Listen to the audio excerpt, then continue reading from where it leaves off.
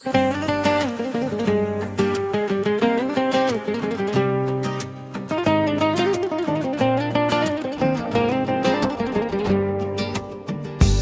uzaktan sevdim, habersiz kaldım.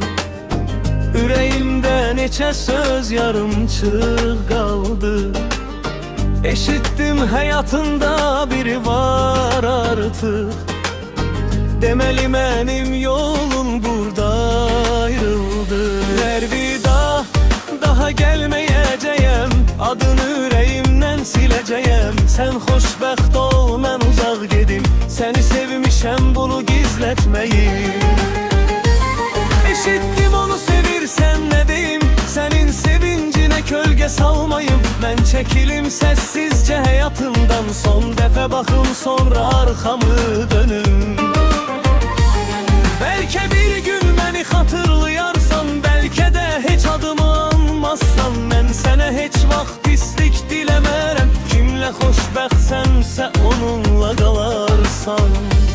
Elvida, daha gelmeyeceğim, adını yüreğimden sileceğim. Sen xoşbəxt ol, mən uzak gedim. Seni sevmişəm, bunu gizletmeyim. Elvida, daha gelmeyeceğim, adını yüreğimden sileceğim. Sen xoşbəxt ol, mən uzak gedim. Seni sevmişəm, bunu gizletmeyim. Bu sevginin sonu belə yazıldı. İki yol ayrıldı, bir ürək qaldı. Sen öz hayatına davam et indi. Mən də deyirəm sənə elvida sevgilim.